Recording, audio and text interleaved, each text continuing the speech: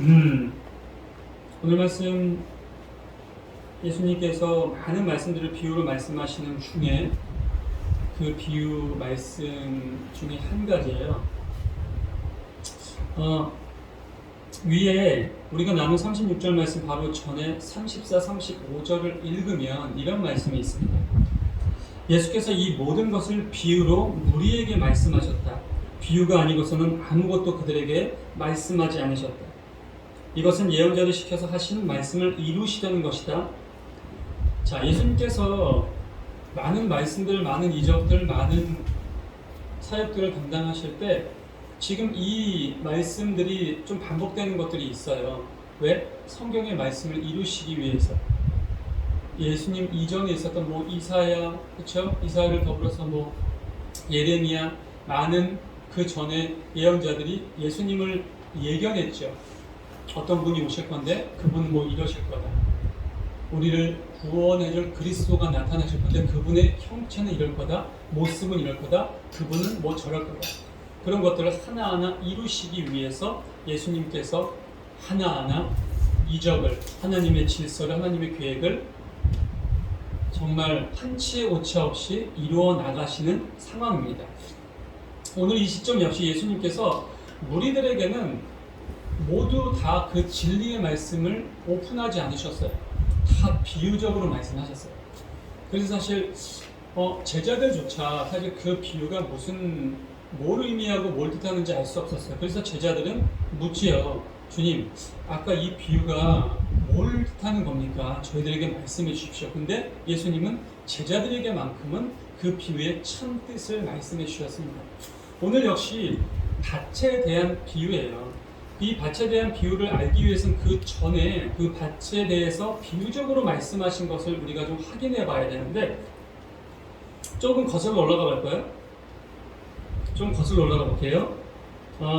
24절 봅니다. 우리 24절부터 한번 다 같이 함께 볼게요.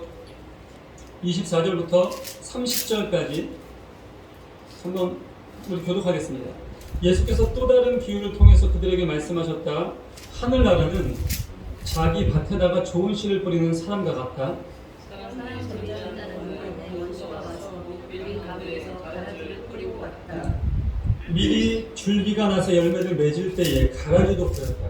그래서 주인의 종들이 와서 그에게 말하였다. 주인은 어른께서 밭에 좋은 씨를 뿌리지 않으셨습니까? 그런데 가라지가 어디서 생겼습니까? 주인이 종들에게 말하기를 원수가 그렇게 하였구나 하였다. 종들이 주인에게 말하기를 그러면 우리가 가서 그것들을 뽑아 버릴까요? 하였다. 그러나 주인은 이렇게 대답하였다. 아니다. 가라지를 뽑다가 가라지와 함께 곁들까지 밀면 어떻게 하겠느냐. 함께 있습니다. 추수 때까지 둘 다 함께 자라도록 내버려 두어라. 추수할 때에 내가 추수꾼에게 먼저 가라지를 뽑아 단으로 묶어서 불태워버리고 밀은 내 곳간에 거두어드리라고 하겠다. 여러분, 이 비유의 말씀 속에서 굉장히 엄청난 진리가 하나 숨겨져 있어요. 동시에 굉장히 무섭고 두려운 의미가 숨겨져 있습니다. 사실은 너무나 우리가 어렸을 때부터 자주 접하고 들었었던 비유예요. 그러니까 주인이 이때 당시 이제 농경 사회니까 종들에게 밭을 갚으라고 시켰겠죠. 근데 종들은 분명히 그 주인이 씨를 뿌려놓은, 씨를 잘 이렇게 온전하게 뿌려놓은 것을 확인하러 나갔고 경작하러 나갔는데 이상하게 이게 온전한 밀, 온전한 다른 것도 아니고 콩, 온전한 팥, 온전한 벼 외에 가라지, 잡초들이 자라고 있는 거예요. 이상하다. 왜 이런 게 자랄까? 그래서 주인에서 와서 묻죠. 주인님께서 혹시 벼, 콩, 밀 외에 다른 것도 혹시 심으셨냐? 아니면 혹시 심으실 때 그런 게 있는 거를 미리 못 보셨냐? 그럴 리가 없죠. 주인은 완전하신 분이잖아요. 주인은 우리 하나님이시잖아요. 우리 예수님이시잖아요. 완전하신 분, 유일하게 완벽하신 분. 그분이 그런 실수를 하실 리가 없죠. 근데 그분이 뭐라고 말씀하십니까? 악마가, 악한 자가 몰래 와서 거기다 가라지를 뿌렸구나. 악한 씨를 심었구나. 그러자 그 종들이 얘기합니다. 그럼 우리가 지금이라도 가서 그 가라지를, 잡초를, 그 악한 씨앗을 뽑아버릴까요? 그러니까 주인이 곰곰이 생각을 하죠. 아니다, 그냥 둬라. 괜히 그 악한 씨를 건들다가, 왜냐면 여러분, 잡초의 성질을 아세요? 잡초는, 그러니까 잡초 인생 뭐 이런 얘기도 우리가 많이 쓰죠. 굉장히 억셉니다.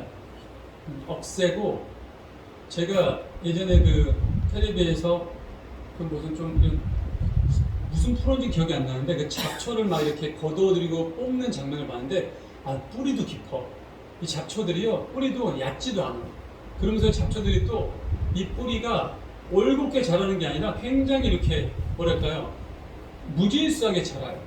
그러면서 옆에 다른 그 뭐랄까요, 온전한 뭐 벼나 콩이나 밀이나 또는 뭐 오늘 우리가 먹던 토마토도 있을 수 있고 많은 온전한 과실들에게 가야 되는 영양분을 빼앗기도 하고, 또 그게 뭐 진드기나 그런 벌레들만이 그런 일을 하는 게 아니라 이 잡초라는 것들이 그런 짓들을 해요. 근데 주인이 보기에 괜히 그것을 뽑다가 너희들이 서툴어서 너희들이 혹시 거기에만 집중해서 온전한 밀, 온전한 콩, 온전한 토마토, 온전한 수박을 건들까봐, 그들이 다칠까봐 염려내니까 그냥 둬라. 어떻게 두라고요? 같이 자라게 두라고. 언제까지? 추수 때까지. 비유를 풀어서 말씀하신 예수님, 추수 때가 언제라 그랬어요, 여러분? 세상 끝날이라 그랬어요. 끝날. 세상 끝날. 물론 농경사회에서 추수 때야 지금 이맘때쯤이겠죠. 이맘때쯤. 하지만 이건 그런 의미가 아니죠. 마지막 때까지 그냥 함께 자라도록 둬라.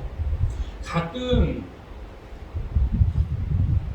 그 기독교에 반감을 가지고 있거나 또는 이제 막 초신자가 되신 분들이나 아니면 오랜 기간 신앙생활을 한 분들 중에서도 이런 의문점을 가지고 계신 분들이 있어요. 아니면 하나님께서 살아계시다니, 하나님께서 정말 그렇게 위대하신 분이라면 왜 저런 살인자들을, 왜 저런 나쁜 사람들을, 정말 저런 파렴치한 인간들을, 그저께인가도 아마 그 묻지마 사건이 또 벌어졌죠. 살인사건이죠. 요즘에 참 그러니까 어처구니 없는 사건들이 많이 벌어져요. 그런 악한 사람들을 그냥 내버려 두실까?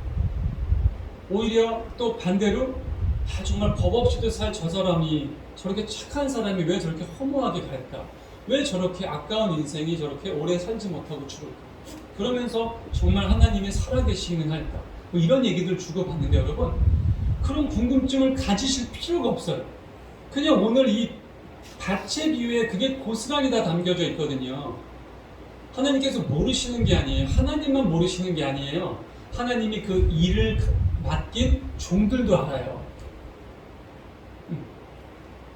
간단히 얘기하면은 하나님의 제자들, 하나님의 백성들 온전하게 천국잔치에 참여해 하나님과 영원히 하나님을 찬양하며 살아갈 백성들만 있는 게 아니라 그들 사이사이에 악한 영, 사단, 그들이 몰래 심어놓은 악한 자녀들도 함께 자라고 있다는 거예요.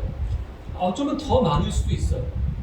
근데 그들은 그들끼리 그냥 놀고 그들끼리 그냥 지내고 그들끼리 그냥 합심해서 살면 상관이 없는데, 얘네들의 의무가 뭐냐면, 얘네들의 책임이 뭐냐면 옆에 있는 우리들, 하나님을 온전히 믿는 우리들, 하나님의 온전한 자녀들을 해방하는 것들이 바로 그들의 직업이고 그들의 비전이고 그들의 목적이라는 거예요.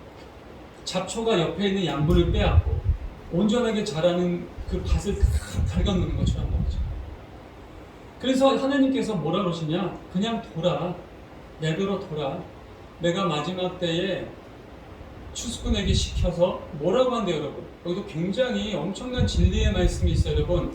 재밌는 건 여러분, 밀과 토마토와 수박과 가지와 또는 우리 뭐 블루베리도 뭐죠? 블루베리? 이런 것들을 먼저 수확하는 게 아니에요. 추수꾼을 시켜서 가라지부터 걸러내요. 악한 사람들부터 걸러낸다는 거예요. 아주 말끔히, 깨끗하게, 아주 철저하게. 그래서 그것을 단으로 꽁꽁 묶어서 불살라버린다는 거예요. 그 다음에 하나님의 자녀들, 하나님의 백성들, 인내와 고난과 아픔과 힘듦과 어려움을 모두 다 극복하고 이겨내고 어떠한 유혹과 어떠한 핍박 속에서도 무너지지 않았던, 정말 눈물로 씨를 뿌렸던, 오늘 우리 김현미 성도가 함께 찬양을 부른 찬양 속에서 중간에 나왔던 그 찬송가가 나왔죠. 그 찬송가의 3절 가사가 아마 아골골짝 분들에도 그렇죠? 복음 들고 가오리에 대한 가사가 있는 찬양이죠. 푸른 바다 나서니 몸 어디든지 가오리다. 그러한 믿음으로 그 믿음을 끝까지 지켰던 사람들 하나님께서 당신의 국간에 거두어드린다라는 거예요. 그래서 오늘 마지막 비유를 풀어 헤쳐 말씀하신 마지막에 뭐라고 나옵니까? 그들이 어떻게 된대요, 여러분? 하늘나라에서 해같이 빛난다라고 예수님께서 설명하고 계십니다. 예수님께서 비유로 말씀하신 비유의 이야기들은 굉장히 많아요. 한두 개가 아니죠. 오늘 이 비유 이전의 비유가 뭔지 아십니까? 바로 똑같은 밭에 대한 비유인데 어떤 밭? 땅에 대한 비유죠. 돌짝밭, 가시덤불밭, 양지 바른 밭. 바로 그 땅에 대한 비유가 바로 오늘 이 밭에 대한 비유 직전에 나온 비유예요. 그것은 마음밭에 대한 이야기를 하고 있는 거죠. 다들 아시는 이야기니까. 사실 우리가 사람을 대할 때, 특히 이제 하나님의 말씀을 전할 때, 감히 우리가 뭐 정죄를 하거나 너무나 쉽게 판단을 해버리면 안 되지만, 우리가 오랜 기간, 뭐 최소한 한 2, 3년, 길게는 한 2, 30년, 그렇게 마음속에 그거 전도하는 사람들이 다들 있어요. 저도 있어요. 우리 사모님들 분들도 당연히 있으실 거고, 그렇죠? 우리 박 집사님이나 우리 김현지 성도도 있을 겁니다. 근데 그런 사람들 중에서 의외로 굉장히 빠르게 하나님의 이 나라에 적응하고 하나님의 백성이 되면서 살아가는 사람이 있는가 하면 반면에 그렇게 정성을 기울이고 그렇게 문을 두드리고 그렇게 말씀을 전했는데도 귓등으로 듣지 않는 사람도 있고요. 듣는 것 같지만 행동은 전혀 변하지 않는 사람. 그저 교회를 하나의 취미인 양, 하나의 어떤 특별한 활동인 양 생각하는 사람들도 너무나 많다라는 거죠. 그게 바로 오늘 밭의 비유 이전에 나왔던 그 마음밭에 대한 비유입니다.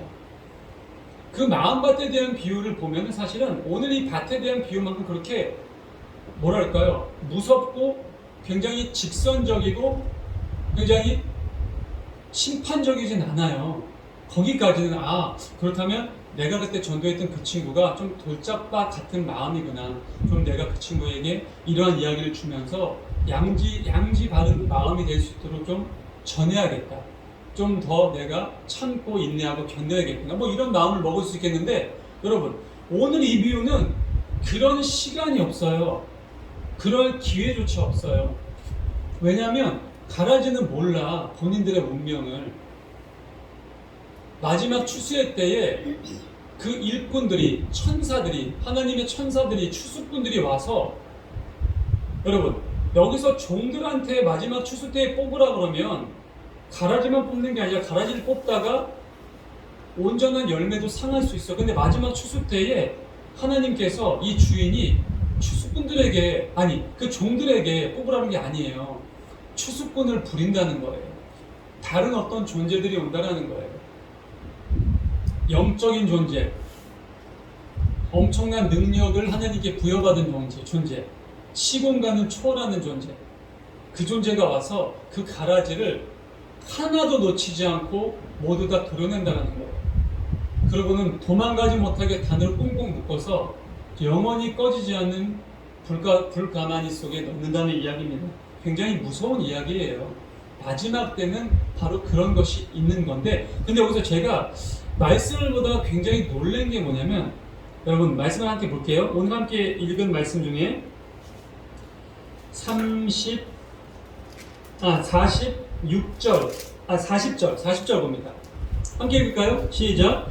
가라지를 모아다가 돌에 태워버리는 것과 같이 세상 끝내라도 그렇게 할 것이다. 여러분, 자, 가라지를 모아다가 불에 태워버리는 것과 같이, 위는 비유였죠. 농사를 짓고 있는 그 농부가 추수 때까지 하나 더 괜히 지금 가라지 뽑다가 잘 자라고 있는 우리 옆에 있는 영미과 다시 내버려도 괜찮으니까 마지막에 내가 그 추수꾼들 시켜가지고 가라지 싹 이렇게 읽어가지고 불에 태우라고 시킬 테니까 그때쯤 밀이나 뭐 다른 것들은 잘 걷어서 곳간에 두면 되니까. 이건 우리가 농사할 때 뭐 늘 얘기하는 거, 아주 단순한 얘기, 가벼운 이야기일 수 있고, 또 그거 뽑다가 뭐 조금 다치면 어떻습니까? 솔직히 그렇잖아요. 가라지 한 100개 뽑다가 뭐 수박 하나 다칠 수 있잖아요. 가라지 한 1000개 뽑다가 뭐 토마토, 블루베리 한 1, 20개 다칠 수도 있죠. 근데 그런 의미가 아니에요, 지금. 그죠? 하나님께서는 수십, 수백, 수억 명의 가라지를 뽑아 지금 이 순간 뽑는다고 하더라도 싹 제거할 수 있어도 혹여 그 중간에 섞여져 있거나 그 중간에서 미혹됐거나 그 중간에서 힘들고 어려워하는 당신의 백성, 당신의 종, 당신의 양 하나를 놓치지 않으신다는 말씀이에요. 이게 얼마나 너무너무 감사한 얘기 아닙니까?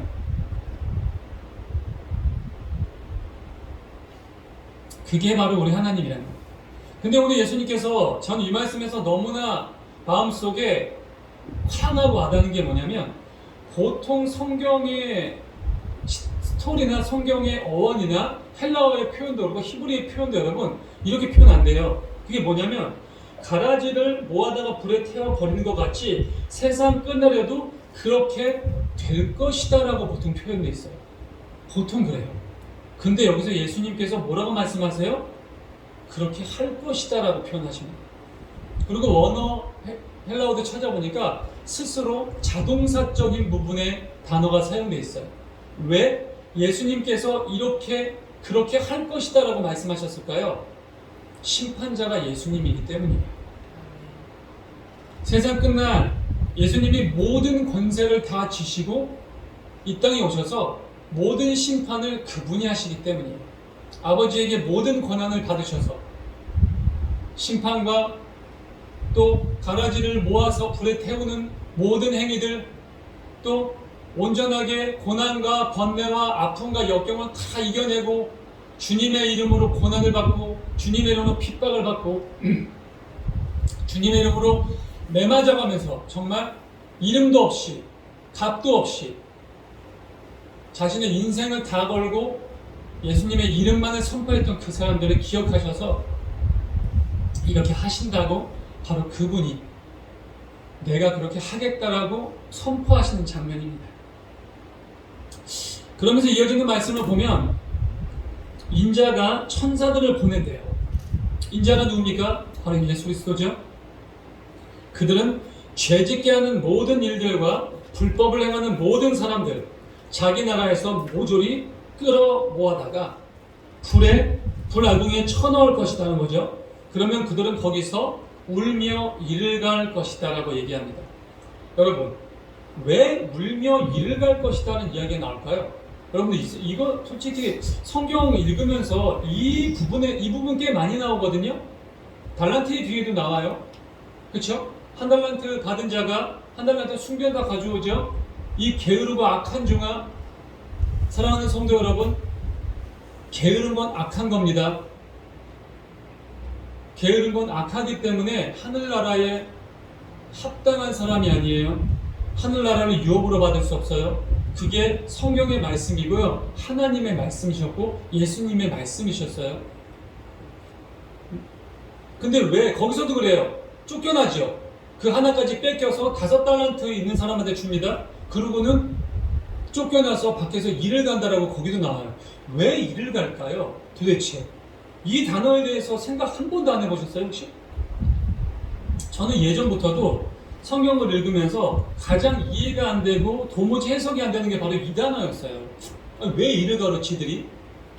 잘못하다가 지들이 한 결과에 따라서 그렇게 심판을 받은 건데 왜 일을 갈까? 무엇 때문에 일을 갈까 여러분?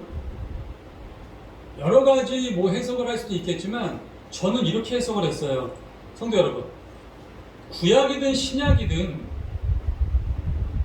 사도행전 이전까지의 이야기, 특히 예수님께서 4복음서를 통해서 사역을 하시는 모든 시대까지도 대상이 누구라고요? 이방인이 아니에요. 하나님을 모르는 사람이 아니에요. 아브라함의 자손들, 이스마엘의 자손들까지도 쳐야 되나? 그게 참 애매한데, 어쨌든 하나님의 살아계심을 믿고 토라를 경전으로 마음속에 새기고 달달달달 외우는 그 민족들이 대상이에요. 왜 이를 갈까요? 본인들이 가라진지 몰랐어요. 본인들이 게으르고 악한 종인지 몰랐다라는 거예요. 양과 염소의 비유에서도 나와요. 본인이 양일 줄 알았어. 응? 주님, 제가 주님의 이름으로 귀신도 내쫓고 주님의 이름으로 이적도 행하고 주님의 이름으로 엄청난 큰 교회 담임 목사였습니다. 제가 이름이 누구누구입니다. 네 이름이 뭐라고? 제가 막 6만, 7만, 8만 엄청나게 제가 성도들을 모으고 전 세계 방방곡곡을 정말 하루도 쉬지 않고 다니면서 주님의 말씀을 선포한 어느 교회 담임 목사 누구누구입니다. 근데 예수님 모르신대요. 하나님 모르신대. 내가 진정으로 너에게 말한다. 나는 도무지 네가 누군지 모르겠다. 왜? 너는 내가 헐벗었을 때 나를 입혀주지 않았고, 내가 굶주렸을 때 나에게 먹어주지 않았고, 내가 힘들고 외로울 때 나와 함께 해주지 않았고. 그러자 그가 묻습니다. 제가 언제 그랬냐고. 주님이 언제 저한테 왔었냐고. 네가 너보다 지극히 작은 자 하나에게 하지 않은 것이 바로 나에게 하지 않은 거다. 사랑하는 성도 여러분, 이들이 일을 가는 이유는 바로 그 부분에 있어요. 근데 반면에 마지막 때 뭐라고 나옵니까? 그때의 의인들은 똑같은 때예요, 여러분. 똑같은 때. 그 가라지가 그 악한 것들, 마음속에 꾸미는 일들이 불법, 그렇죠? 행하는 모든 것들이 악한 것만 있었던 그 사람들. 사랑하는 성도 여러분, 제가 악한 게 뭐라고 그랬어요? 악한 게 게으른 거라니까요. 오늘 여러분들 마음속에 그것을 명확하게 세우셨으면 좋겠어요. 자, 5달란트를 가진 자가 5달란트를 벌었습니다. 2달란트도 역시 2달란트를 벌었죠. 근데 1달란트 가진 자는 그것을 땅에다 묻었다가 가져옵니다. 예수님께서 그 1달란트 가진 사람이 그것을 은행에다 맡겨서 돈으로 하는 곳에 맡겨서 이자만 가져왔어도 그를 칭찬했을 겁니다. 자, 만약에 예수님께서 또는 하나님께서 우리들에게 몇 달란트를 주셨는지 몰라요. 누구에겐 1달란트를, 누구에겐 2달란트를, 누구에겐 5달란트를. 그 사람의 재능, 능력, 그것에 따른 기준일 수도 있겠지만 하나님은 그 사람을 아니까 너는 5달란트를 감당할 수 있겠구나. 2달란트 정도만 감당해야겠구나. 너는 1달란트만. 근데 만약에 제가 저한테 3달란트, 2달란트 주셨다고 칠게요. 근데 제가 지금까지 너무나 게으르게 살았잖아요, 사실. 다들 아시다시피. 근데 이제 신학을 공부하고 목사 안수를 받고 하나님 앞에 게으름을 떨쳐버리고 살려고 해요. 지난 40년 저의 반세기는 제가 악하게 살았어요. 근데 앞으로는 악하게 안 살려고 해요. 과연 하나님이 주신 2달란트를 제가 채울 수 있을까라는 생각을 하는 거죠. 하지만 열심히 살다 보면 최소한 1달란트가 안 된다면 한 데나리온이라도 내가 남겨갈 수 있다면 하나님께서 저에게 이 게으르고 악한 종아라고 하실까? 아니요. 한 데나리온만이라도 가져간다면 하나님께서 저에게 그래도 신실한 종이라고 칭찬은 못 들어도 쫓겨나 일을 갈 리는 없지 않았을까라는 생각을 해봅니다. 사랑하는 성도 여러분, 여러분들이 받은 달란트가 어떤 모양이고 어떠한 크기이며 몇 개인지는 전 잘 모릅니다. 하지만 마지막 때에 예수님께서 여러분들에게 내가 너에게 준 달란트만큼 얼마만큼 벌어왔을까 했을 때 아무것도 내놓지 못한다면 여러분들은 게으른 것이 되고 그것은 악한 게 돼요. 그게 바로 오늘 말씀 42절에 43절에 1절에 나와 있는 거예요. 그들은 죄짓게 하는 모든 일들과 불법을 행하는 모든 사람들을 자기 나라에서 모조리 쓸어버리시네요. 근데 반대로 정말 칭찬받는 종, 신실한 종아, 착하고 신실한 종. 하나님께서 악하다 착하다라고 기준 삼는 건 엄청난 게 아니에요, 여러분. 수십만 명을 교회에 들여왔어? 그게 그렇게 중요한 게 아니라고. 주님의 이름으로 병을 고쳐? 주님의 이름으로 이정을 행해? 그게 진짜 주님의 이름이라면, 그게 정말 주님의 능력이었다면 예수님께서 왜 내가 너를 모른다고 했을까요? 혼동하는 것처럼. 왜? 우리가 지금 가라지와 섞여 살고 있기 때문에 그래요. 옳고 그름을 분명히 알아요, 우리는. 근데 어느 순간 익숙해지죠. 저쯤이면, 저 정도면. 그게 바로 불법을 일삼는 자들의 계획에 조금씩 무너지는 신앙인들의 모습이거든요. 그러다가 나중에 본인이 신앙인인 줄 알았어. 당연히 구원받을 수 있을 줄 알았어요. 난 내가 밀인 줄 알았어. 내가 양인 줄 알았어요. 근데 예수님이 너는 염소래. 너는 가라지래. 돌이킬 수 있는 시간은 없어요. 왜? 이미 추수가 시작됐거든요. 그때에 추수가 시작된 그 마지막 때에 의인들은 그들의 아버지의 나라에서 해와 같이 빛날 것이다. 귀 있는 사람은 들어라. 오늘 말씀이 이렇게 마무리가 되죠.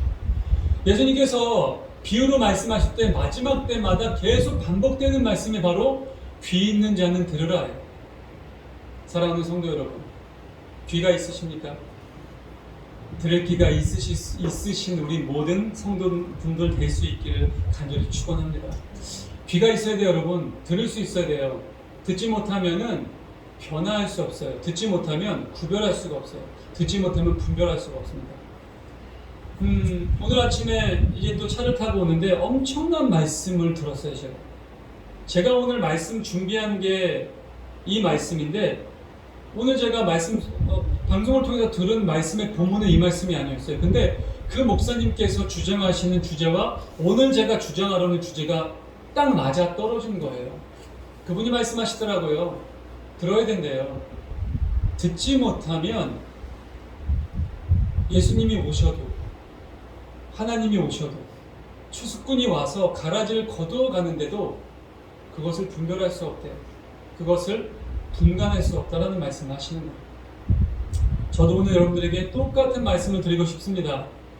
나의 마음이 혹시 어떤 밭이신지 여러분들이 아셨으면 좋겠어요. 양지밭은 밭이 아닐 수도 있어요. 내 마음의 밭이 가시덤불일 수도 있어요. 돌짝밭일 수도 있습니다. 근데 저는 여러분들, 제 마음이 돌짝밭이면 그 돌을 치우면 돼요, 여러분. 그 가시를 다 베어내면 됩니다. 뭐로? 하나님의 사랑으로, 예수님의 복음으로, 성령의 임재하심으로. 그분에게 계속 묻고 또 묻고, 어떻게 하면 우리가 구원을 받을 수 있을까?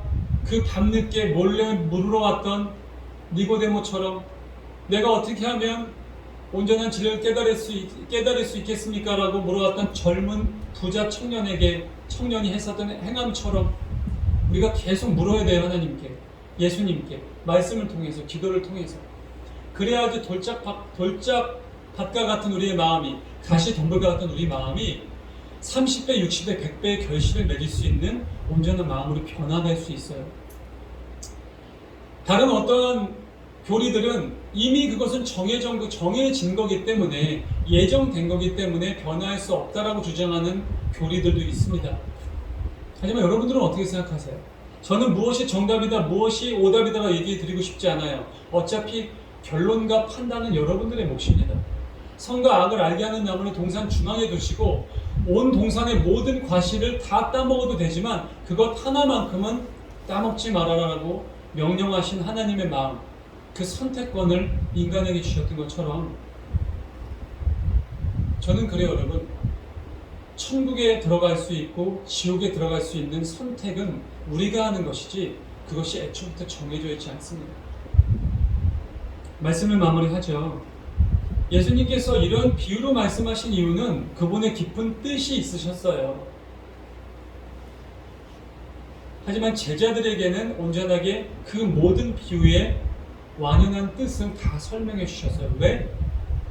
예수님은 곧 떠나실 분이시기 때문이죠. 제자들이 나를 대신해 그들의 목숨을 내놓으면서까지 복음을 선포해야 돼요. 근데 바뀌어요. 뭐가 바뀌어요?